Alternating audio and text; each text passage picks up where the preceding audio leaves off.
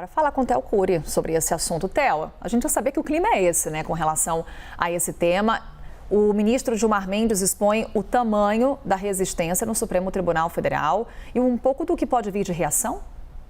Exato. Carol, o ministro Gilmar Mendes, ele é o ministro mais antigo em atividade no Supremo. Tem um nome para isso, o ministro decano. É o que está mais tempo atuando como ministro do tribunal. E, historicamente, esses ministros que estão há mais tempo, os ministros decanos, isso aconteceu, por exemplo, com o Marco Aurélio Mello, aconteceu com o Celso de Mello, eles falam em nome do tribunal muitas vezes em on, como a gente fala no jargão jornalístico, não só nos bastidores, mas falam abertamente, não só à imprensa, mas também nessas sessões plenárias do Supremo Tribunal Federal, expondo um pouco do pensamento e da avaliação do Supremo Tribunal Federal com relação a alguns temas. Não é diferente do que acontece agora com o ministro Gilmar Mendes. Não é a primeira vez também que ele expõe a avaliação dele e de parte do tribunal com relação a essas propostas, a esses projetos que avançam no que a gente vem chamando de pacote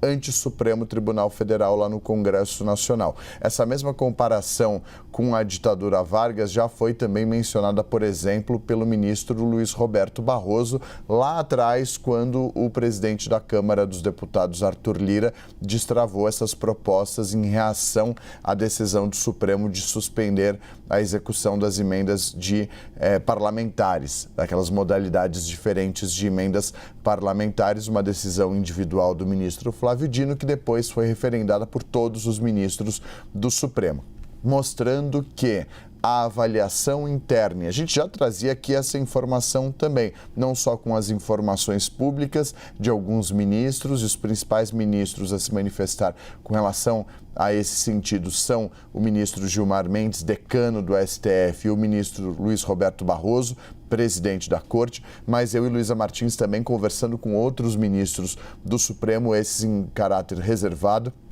A avaliação interna é a de que essas propostas são inconstitucionais, que essas propostas violam os princípios estabelecidos na Constituição de 1988, ferem a autonomia entre os poderes, ao permitir, por exemplo, nesse caso específico, que o Congresso Nacional derrube as decisões do Supremo Tribunal Federal. O Supremo, que é uma corte constitucional, que avalia a legalidade de atos, por exemplo, do Congresso Nacional. As pessoas podem se perguntar, tá, mas o Supremo também não derruba decisões ou projetos, propostas, atos do Congresso? Derruba quando elas são consideradas inconstitucionais. Há uma crítica por parte de deputados e senadores que atos do Supremo também são inconstitucionais e, por isso, propõe esse pacote anti-Supremo Tribunal Federal. Fato é que os ministros já sinalizam a rejeição a esses projetos e a essas propostas.